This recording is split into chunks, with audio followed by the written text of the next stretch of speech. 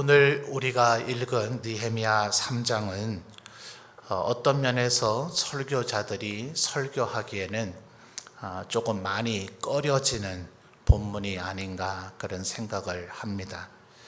딱히 어떤 스토리가 나오는 것도 아니고 교훈과 적용점을 찾기도 그다지 쉬워 보이지는 않는 본문이기 때문에 저는 지금 3일 밤이나 또 주일 새벽 그리고 요즘은 부교육자분들에게 설교 기회를 가능한 많이 드리려고 합니다만 예전에 주일 저녁도 제가 할 때는 이제 연속 본문으로 하다 보니 어지간하면 느헤미야 2장을 했으면 느헤미야 4장을 하기 전에 3장을 해야 되잖아요.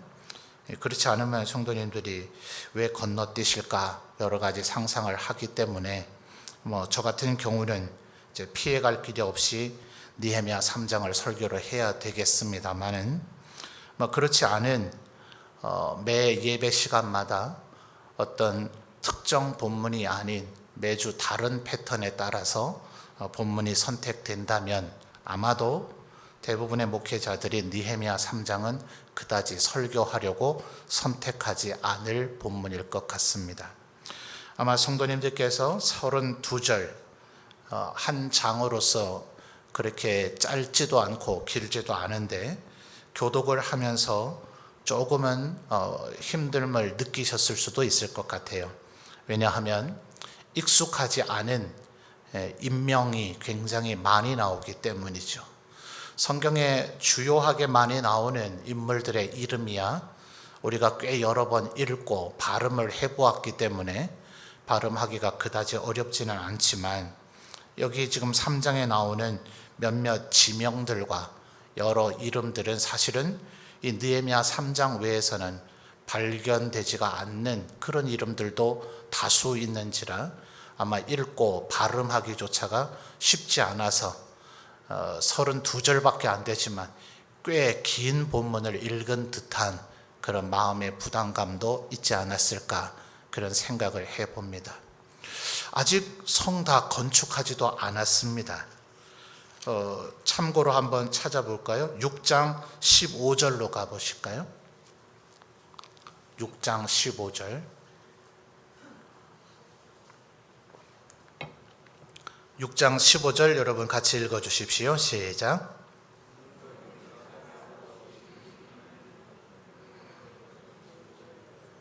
아멘. 그렇죠?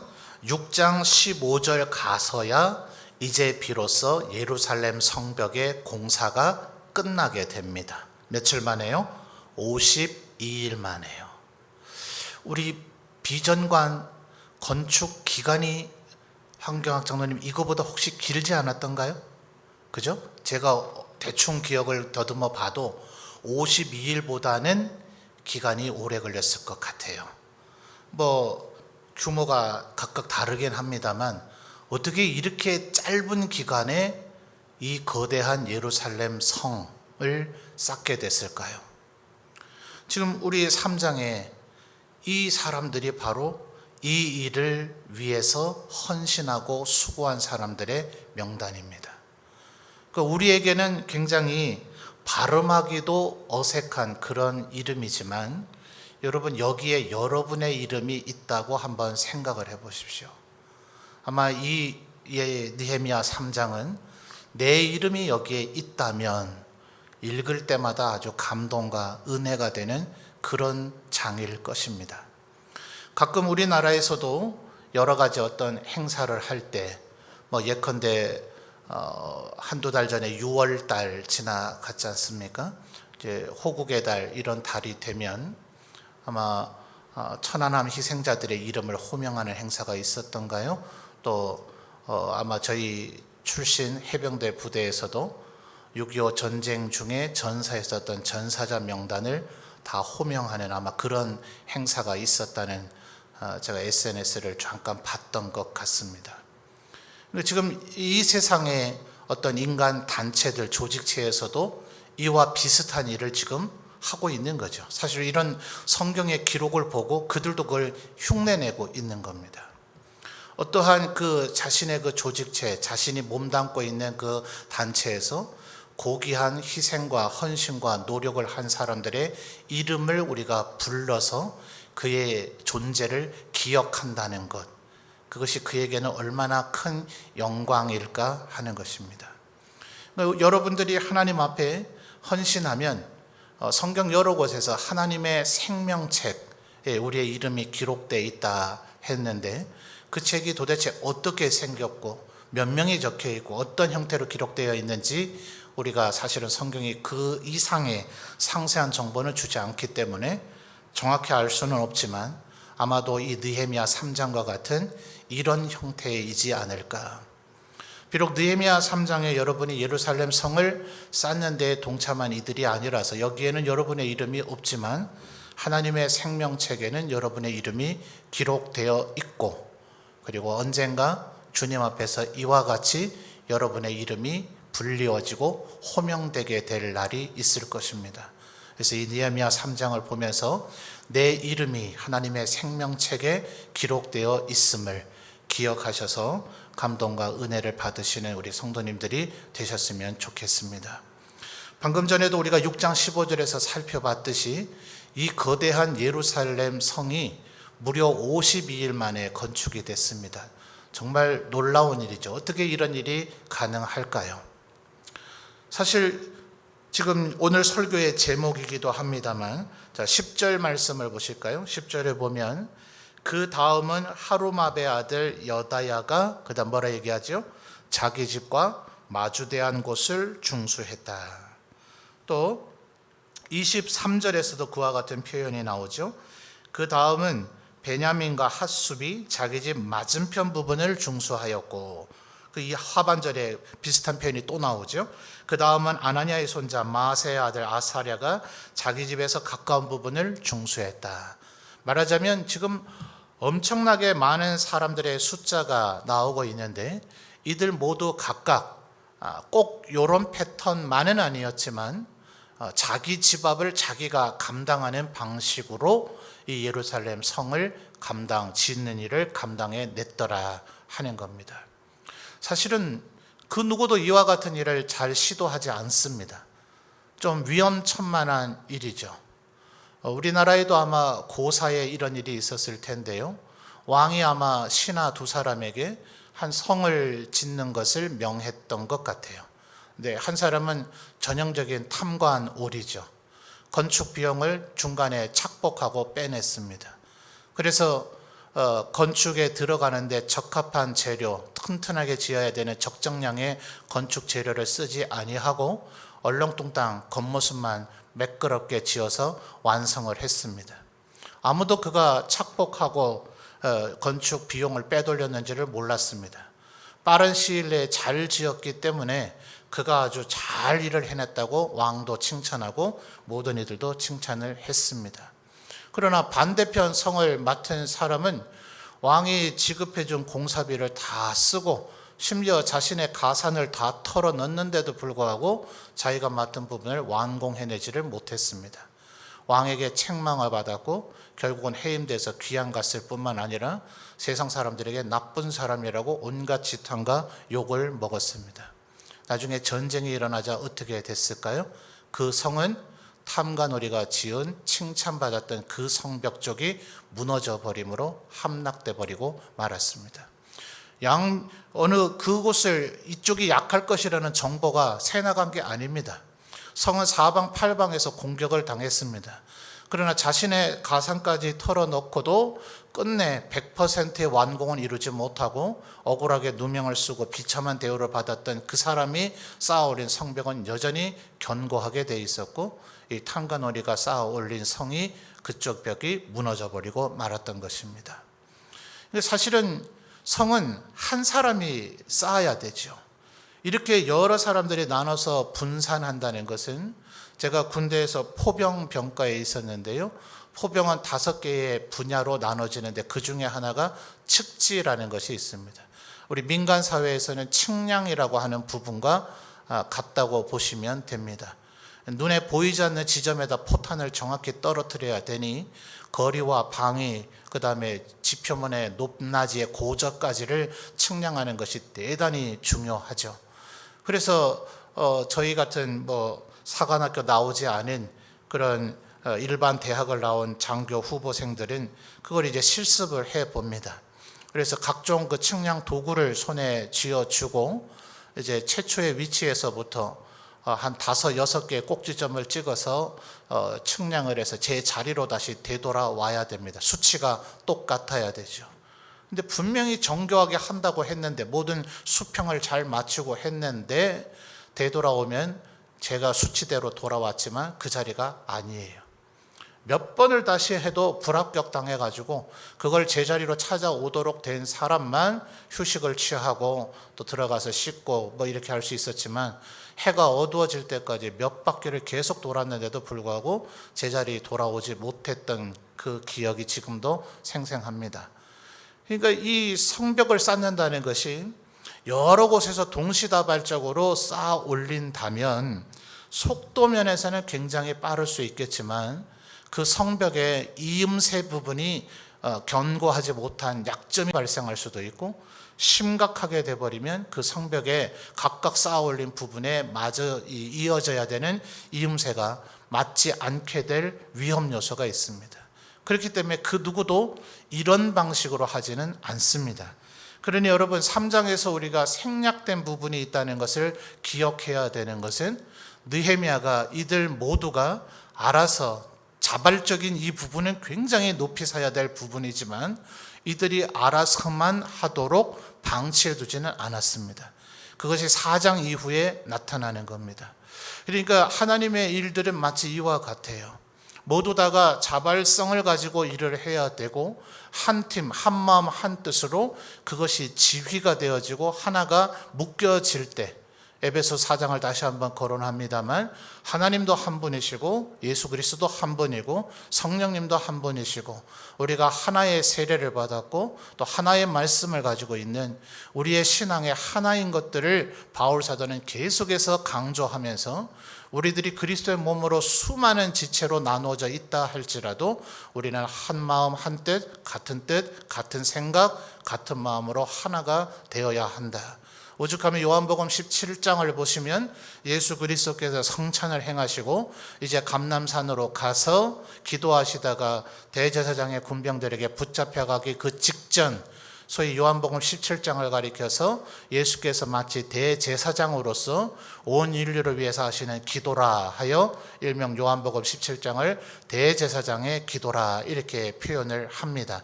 그 요한복음 17장에서 예수님께서 하셨던 수많은 기도 중에 가장 중요한 기도는 성부 하나님께, 아버지 하나님과 나와 성령님이 하나이신 것처럼 이 사도들, 그 성찬의 자리에 있었던 이들, 우리를 대표하는 12사도가 하나가 되게 하옵소서. 이것이 예수님의 십자가를 지시기 직전에 중대한 기도 중에 하나였다는 것. 그래서 언제나 우리는 무슨 건축의 개념이 아니라 언제나 우리는 성을 쌓고 있다는 것을 기억해야 됩니다. 여러분, 각자가 하나의 성을 쌓아 올리는 것이고, 여러분의 가정이 하나의 성을 쌓는 것이고, 우리 교회가 한 성을 쌓는 것이고, 이 나라 이 민족이 한 성을 쌓는다는 것을 기억해서 우리들의 마음이 그리스도 안에서 나의 중심으로 하나가 되는 것이 절대 아니어야 됩니다. 에베소서가 그것을 얘기하고 있다 그랬죠. 예수 그리스도는 막힌 담을 허시는 화평이시기 때문에 우리가 하나님과 각각이 화목되어질 때 우리 인간의 화평이 이루어질 수 있다. 그래, 너희가 모두가 나를 닮으라, 나를 따르라. 인간이 그런 말을 해서는 안 됩니다. 우리 모두 다가 예수님을 닮아가고 하나님을 닮아가는, 하나님이 내 안에 계시고 내가 하나님 안에 있는, 내가 그리스도와 함께 하나가 되어지는 그 과정을 통해서 우리가 한 마음을 이루고 한 몸, 한 지체 혹은 한 교회, 한 그리스도의 몸을 이루어가는 그 과정, 그것이 구약적 개념에서는 성을 쌓는 것이다 하는 것입니다. 그리고 우리들이 끊임없이 같은 마음, 같은 생각, 같은 뜻을 갖고자 할 때, 그때 비로소 이 예루살렘 성은 견고한 성이 되는 거지, 흔히 우리 하는 말로 니뿔레뿔이라 하는 말이죠. 자기의 열심, 자기의 의의를 가지고 자기의 역량을 가지고 자기 집 앞에 성을 아무리 견고하고 튼튼하게 높이 쌓은다 한들 우리가 한마음 한뜻이 되지 않으면 그 각각 쌓아올린 성벽의 이음새는 절대로 연결되지 않고 그 성은 아무짝에도 쓸모가 없는 성이 된다는 사실을 기억하셔야 됩니다. 그래서 언제나 내가 잘하는 것도 중요하지만 옆에 있는 신앙의 동료들을 함께 부추기고 함께 손을 잡고 함께 가는 것, 이것이 신앙생활에서 제일 중요한 부분이다 하는 것을 기억하시는 우리 성도들이 되셨으면 좋겠습니다. 자, 여러분 1절에 보시면 이 각양의 성벽을 감당한 사람들이 어떤 종류의 사람들인가 다 살필 수는 없겠고요. 특징되고 대표되어지는 사람들을 살펴보죠. 자, 1절을 보면 그때의 누구죠? 대제사장과 그리고 그의 형제 제사장들 그렇게 나왔습니다. 22절에도 보면 평지에 사는 제사장들이 중수했다 그랬죠. 이 제사장들조차도 이 일을 감당했다는 거예요. 제사장은 사실은 건축하는 일을 하지 않겠죠. 아마 성전의 수리조차도 대제사장이나 제사장들이 직접 하지는 않을 거예요. 그 일을 위해서 돕도록 레위인들이 있기 때문이죠. 게르솜, 무라리, 고핫 그 자손들이 각각의 영역을 따라서 성막 시절에도 그 이동하는 성막을 옮기는 역할을 분담을 했었고 성전이 지어진 이후에도 각양의 위치의 사람들이 그 일을 담당을 했었기 때문에 또 어떤 면에서는 제사장들은 제사를 지내는 그 일을 하기에도 또 향불과 또 향유 이런 것들을 계속해서 준비해야 되는 일을 해야 되면서 동시에 성결을 계속 유지해야 되기 때문에 그 일을 하기에 조금 어려움이 있었을 수도 있을 것입니다. 그런데도 불구하고 제사장의 무리도 이 일을 같이 감당했다는 사실을 우리가 기억할 필요가 있겠죠. 자, 8절을 보시면 8절 여러분이 한번 읽어봐 주실까요? 시작.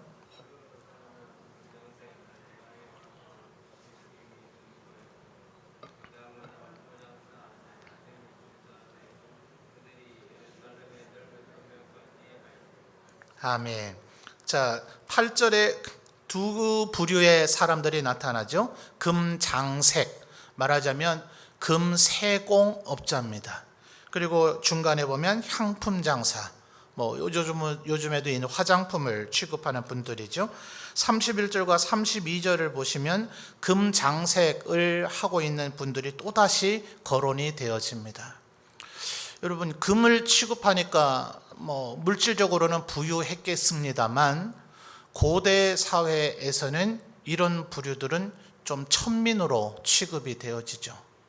먹고 사는 것이 제일 중요하던 시절입니다. 그래서 국가의 지배층, 왕과 귀족들을 제외한다면 평민들 중에서는 생산을 감당할 수 있는 농업 인력과 축산 인력을 가장 중심으로 쳤죠. 어느 나라든지 어느 나라의 신분 사회든지 왕과 귀족을 제외하면 그들은 지배층이기 때문에 전체 국민의 한 5%에서 많으면 15% 정도가 차지해야 국가가 제대로 기능을 합니다. 조선 말기처럼 전 국민의 7, 80%가 양반이 되어지면 나라는 결국 망하게 되죠. 그러니까 정상적인 국가 창건 초창기는 지배층은 10에서 15% 선을 넘지를 않습니다. 그럼 나머지 85%의 사람들이 어떤 사람이 주로 차지해야 되느냐? 국가 국민 전체가 먹고 살 수 있는 농업 생산력 혹은 축산업이죠. 고대는 일단 먹고 사는 게 중요합니다. 나머지 건축이나 혹은 가구류나 생필품이나 공업, 상업 이것은 있으면 좋고 없어도 무방한 그렇게 간주되던 시절입니다. 오죽하면 농자 천하 지대본이라 하는 말이 조선시대의 대표적인 경구어 아닙니까? 그러니 그것을 하는 사람들 외에는 말하자면 금장색이나 향품 이런 장사들은 지배층의 소모품을 제공해 줄 수는 있을 뿐 나머지 일반 백성들은 이거 누리고 살 형편도 못 되고 이거 누리고 살도록 허용이 잘 되지도 않죠. 그렇게 대량 생산할 수 자체가 없기 때문에. 자, 그럼 이들은 주로 신분상은 하층민이지만 주로 상대하는 사람들이 누굽니까? 왕과 귀족들을 상대합니다. 여러분 한번 상식적으로 생각을 해보세요. 온몸이 고된 노동으로 피부가 거칠고 또 살갗은 검게 타 있고 흙먼지를 뒤집어 쓴 사람이 금 세공품과 화장품을 팔러 오면 그거를 사시겠습니까? 아니면 머리끝부터 발끝까지 휘황찬란하고 아주 매끄러운 피부를 가지고 곱게 단장하고 화장하고 향기까지 나는 사람이 가지고 온 금장색과 향품을 사겠습니까? 물건을 파는 사람은 그 물건의 이미지를 대변하게 되어 있죠. 그래서 연예인들의 꿈이, 여자 연예인들 같은 경우는 화장품 모델이 되는 게 꿈이라 하잖아요. 그것은 그 사람의 인기의 척도죠. 이 사람이 그 화장품을 팔면 화장품이 실제 좋으냐 안 좋으냐와 상관없이 팔린다고 믿을 때 그 사람에게 그 모델을 맡기는 거죠. 왜냐하면 그 화장품을 쓰면 그 여인처럼 될 거라는 어느 정도의 착각 속에 모두가 빠지기 때문에 그렇습니다. 그것을 사서 쓰는 여인이든 그것을 사서 선물하든 남성이든 말이죠. 그러니까 이게 모델이 굉장히 중요합니다. 그러니 8절에 얘기하고 있는 이 금장색과 향품 장사들은 필연적으로 자기가 판매하고 있는 물건을 잘 팔기 위해서 이런 건축과 같은 일을 하겠어요? 안 하겠어요? 안 합니다. 이걸 하게 되면 자기의 생업을 망치는 겁니다. 그리고 그동안 이들을 사회의 주요한 구성원이라고 인정해주고 대우해주지도 않았습니다. 그런데 이들도 이 일에 동참하고 있다는 것을 우리가 주목해 볼 필요가 있습니다. 12절 읽어주실까요? 시작.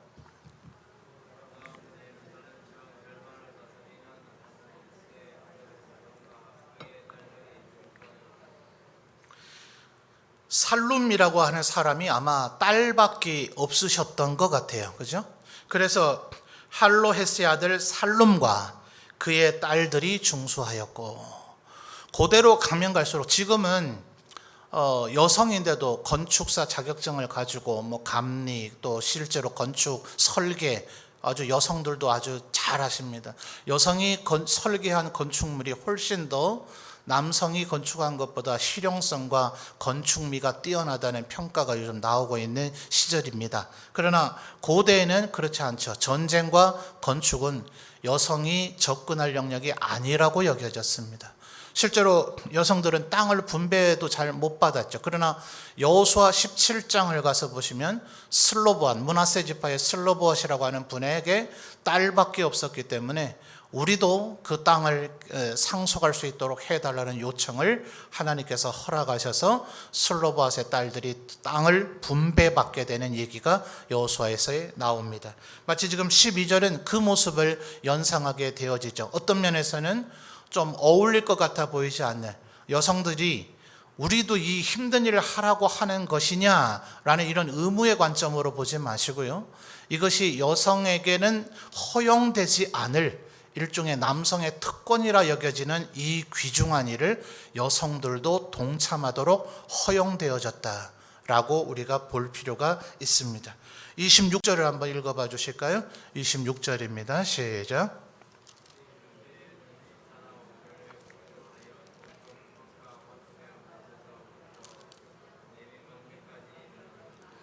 아멘. 자, 26절 상반절에 보면 느디님 사람들이라고 표현이 되어지죠.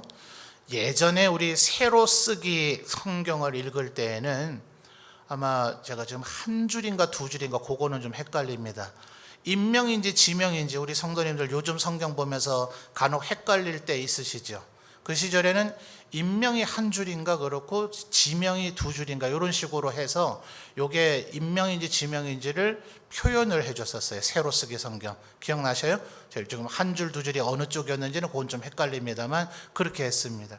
요즘 느디님이라고 하는 요것이 지명일 것 같은데 지명이 아닌 거예요. 그래서 이게 도대체 뭐냐? 그래서 우리 이 한글 성경은 그냥 느디님이라고 그대로 음차한다 그러죠. 발음 그대로 그냥 옮겨놨습니다만 제가 보고 있는 영어 성경만 하더라도 The Temple Servants 이렇게 되어 있어요. 성전의 종들 누구일까요? 여호수아 장군이 정복하던 그 시절에 기브온 사람들이 우리가 멀리서부터 왔습니다. 우리는 가나안 영역에 해당되는 사람이 아니니 우리를 죽이지 말고 우리를 차라리 종을 삼으십시오. 사실 말이 안 되는 얘기잖아요. 가나안 땅에 속해 있지 않으면 뭐 때문에 자청해서 와서 종이 되려고 하겠어요. 근데 여호수아가 어떤 면에서 볼 때는 속아 넘어간 것 같지만 하나님께서 그것을 책망하거나 벌 주시거나 징계하시는 내용이 나오지를 않습니다. 그래서 라합과 기브온 사람들로 대표되는 이방인들조차도 하나님의 백성 되기를 원할 때 하나님께서 받아들여 주시는 은혜를 여호수아서는 그 두 집단 라합의 가족과 기브온 사람들을 통해서 보여줍니다. 근데 그 기브온 사람들이 그때 언약을 했죠. 우리를 살려만 주신다면 우리 대대 손선 성전에서 장작 패며 물깃는 자가 되겠습니다. 사실은 제사를 드리기 위해서 짐승을 각을 뜨려면 그 짐승들과 도살하는 도구들을 씻기 위한 물, 또 제사장들과 레위인들이 손에 묻은 피 등등을 씻어야 되는 물들이 굉장히 많이 필요하죠. 오죽하면 그 물을 담아놓는 물두멍을 워낙 큰 물덩이이기 때문에 그걸 바다라고 부를 정도로 큰 것이 필요했죠. 그런데도 불구하고 물은 끊임없이 부족합니다. 그러니까 물 기를 사람들이 필요했죠. 자, 당대의 기브온 사람들은 그렇다 치더라도 그 후손 3, 4대 지나고 난 그 후손들은 생각이 어땠을까요? 어느 날 태어나서 이제 젖을 떼고 밥을 먹고 걸음을 배우고 말을 배우고 나니 부모님이 한다는 소리가 너희는 성전의 종들이다. 아버지, 그럼 저는 뭐 하고 살아야 돼요? 너는 이제 죽을 때까지 장작 패며 물 기르면 된다. 제 아들들은요, 네 자식들도 그러면 된다. 그리고 지금 수십 대를 살아왔습니다. 그리고 바벨론의 나라는 멸망했고 성전은 파괴되어졌습니다. 도대체 이 느디네 사람들도 포로로 바벨론에 끌려갔어요. 다니엘을 벨사살 왕이 뭐라고 부릅니까? 느부갓네살 왕은 다니엘의 하나님의 함께 하심의 그 능력을 보아서 그를 높은 지위에 기용을 했지만 그의 후손이 되는 벨사살 왕은 다니엘을 인정하지 않죠. 네가 내 아비 느부갓네살이 유대에서 잡아온 포로된 종 그 다니엘이냐? 고위 신료에게 이렇게 말하면 안 되죠. 벨사살 동에는 너는 지금 총리가 아니라 너는 종놈에 불과하다, 이렇게 지금 보고 있는 거예요. 이게 노예들의 상태죠. 근데 그 다니엘이 어쨌든 총리가 됐잖아요.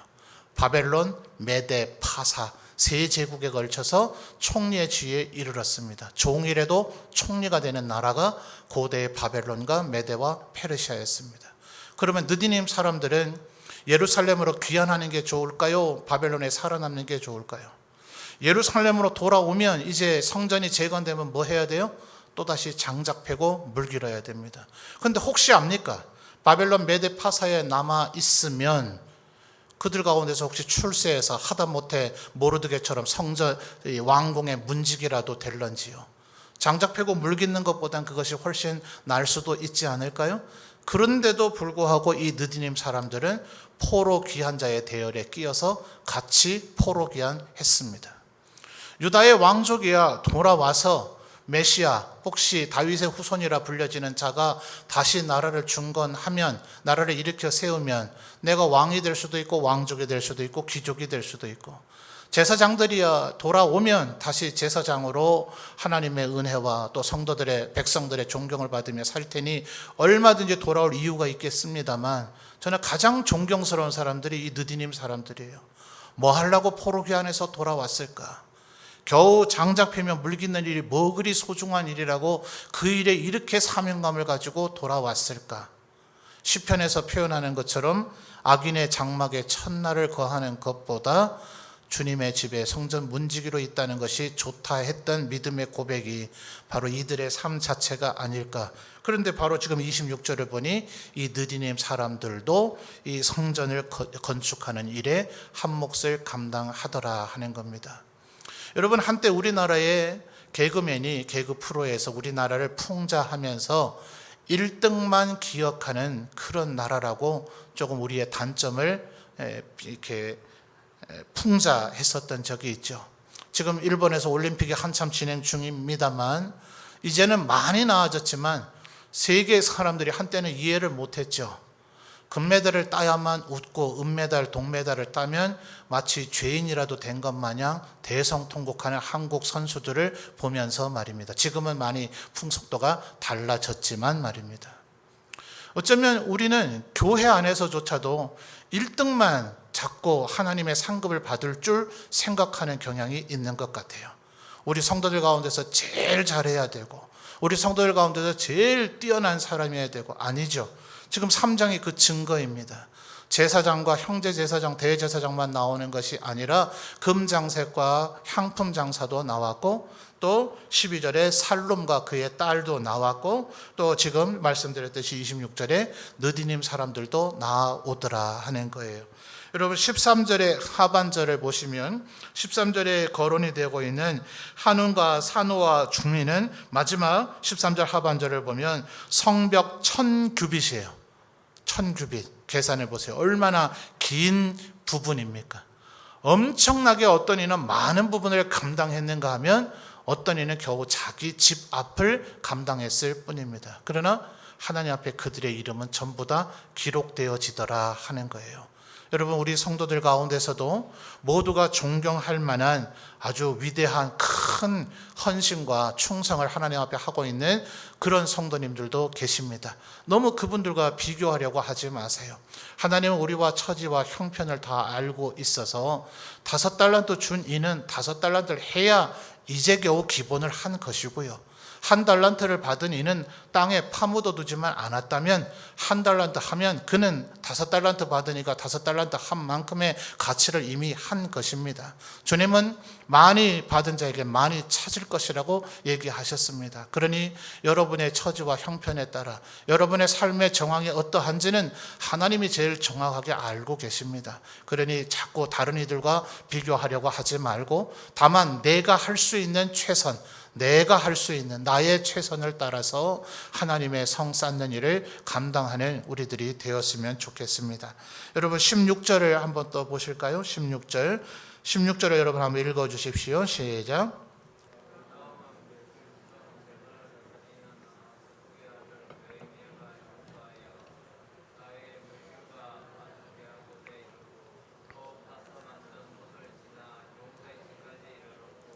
아멘. 자, 16절 중반절을 보니까 느헤미야가 나오네요. 그죠? 지금 이 성을 쌓는 일을 진두지휘하고 있는 총독 느헤미야하고는 동명이인입니다. 그렇죠? 다른 사람이에요. 그런데 그 느헤미야도 이 성벽을 쌓는 일을 감당하더라 하는 겁니다. 아마 실화이지 싶은데요. 유럽에서 내려오는 그런 하나의 예화 같은 얘기가 나폴레옹이 전 유럽을 정복하는 전쟁을 할 때에 그의 종손자도 나폴레옹 3세이긴 하죠. 똑같은 나폴레옹이라는 이름을 가진 병사가 있었다 하잖아요. 근데 그렇게 겁이 많았다면서요. 언제나 돌격하라고 할 때 돌격하기를 꺼려하고 도망가려고 하고 쉬운 일만 하려고 하는, 그때 어느 날 나폴레옹 황제가, 이미 황제가 됐죠. 그 병사에게 밤에 조용히 찾아와서 그랬다 하죠. 네 이름을 바꾸든지 이름값을 하든지 나폴레옹은 그런 존재가 돼서는 안 된다, 그렇게 얘기했다는 일화가 있죠. 여러분 우리를 세상 사람들은 그리스도인이라고 부릅니다. 다소 경멸적인 표현일지 모르지만 우리를 예수쟁이라고 부르기도 합니다. 그 말은 우리가 그리스도 같다라는 뜻이기도 하고 우리가 예수 같다는 의미이기도 합니다. 그게 정상이라고 세상 사람들은 여깁니다. 우리를 바라보면 예수님이란 분은 저런 분이었는가 보다, 그리스도, 예수 그리스도, 기독교인들이 믿고 따르는 이는 아마 저런 역할을 하는 사람인가 보다라고 느껴지기를 우리에게 기대한다는 의미가 되기도 합니다. 느헤미야, 또 다른 느헤미야도 성벽 쌓는 일에 동참을 했습니다. 우리들이 예수님을 따르고 예수의 제자이며 예수님 하나님의 예수 그리스도께서 아들이심처럼 우리도 양아들 양딸을 삼아주셔서 하나님의 자녀가 되었다면 우리도 성 쌓는 이들이 되어야 합니다. 세상 사람들에게 우리가 하나님의 백성임이 증명되어지고 드러나 보여져야 될 것입니다. 사족을 하나 붙인다면 5절 하반절에 안타까운 얘기가 나오죠. 그 다음은 드고아 사람들이 중수하였으나 그 귀족들은 그들의 주인들의 공사를 분담하지 않았다. 모두 다 하는 것은 아니더라는 거예요. 그나마 다행인 것은 5절 하반절에 그 이름을 기록해 놓지는 않았네요. 신약 성경에도 보면 하나님의 교회에서 이탈된 사람들의 이름이, 또 혹은 도무지 하나님 백성답게 살지 않은 사람들의 이름이 더러더러 기록이 되어집니다.